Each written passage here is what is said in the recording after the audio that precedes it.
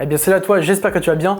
Aujourd'hui on change un peu de contexte, on va parler d'un film un peu plus léger, un peu plus porté sur le bonheur. Il sera question de Il était temps, et j'aurai bien sûr 60 secondes pour t'en parler. Bienvenue dans la Minute Culture.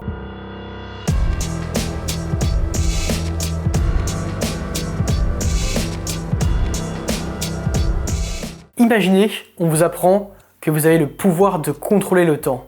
Qu'est-ce que vous allez faire en premier? C'est tout simplement le concept du film, donc Il était temps, qui est réalisé par Richard Curtis, qui est connu notamment pour des comédies, pour avoir écrit et réalisé des comédies romantiques, notamment, je ne sais pas si vous connaissez, mais c'est Coup de foudre à Notting Hill, ou 4 mariages et un enterrement. Donc Il était temps, comme j'ai dit tout à l'heure, est une comédie romantique et fantastique. Fantastique parce que ce n'est pas une histoire d'amour comme les autres. On découvre donc Tim Lake, un jeune de 21 ans qui apprend par son père, le soir d'un jour de l'an, que tous les hommes de la famille ont un don.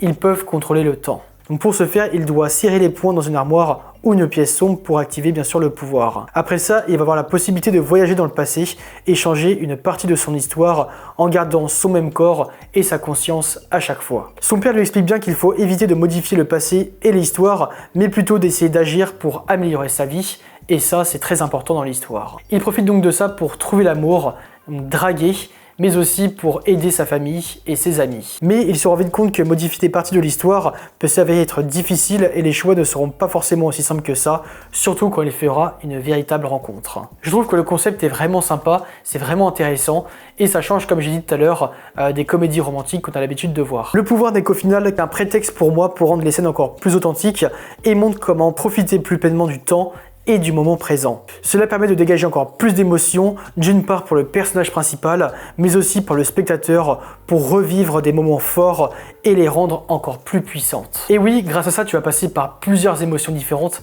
tu vas pleurer, tu vas rire, ça va te prendre aux tripes, et parfois tu vas même t'identifier dans certaines scènes de films. En tout cas, ça me l'a fait pour moi. Parce que au-delà d'une histoire d'amour, ce film donne une véritable question sur le temps, sur le moment à partager, donc le moment présent donc à passer avec ses amis, sa famille, mais aussi ses amours. En tout cas, c'est ce que ça m'a procuré et j'espère que ça va te le faire pour toi aussi. Alors voilà pour la présentation du film, j'espère que je t'ai convaincu. Mets-moi dans les commentaires ce que tu en as pensé. Abonne-toi aussi si ce n'est pas déjà fait. Mets-moi un petit like aussi, ça me ferait super plaisir. Et on se retrouve comme d'habitude, donc mercredi prochain à 18 h. Merci encore de m'avoir écouté. C'était la Minute Culture. Merci encore. Ciao, ciao. You can't kill Hitler or shag Helen of Troy, unfortunately. Have we had this conversation before?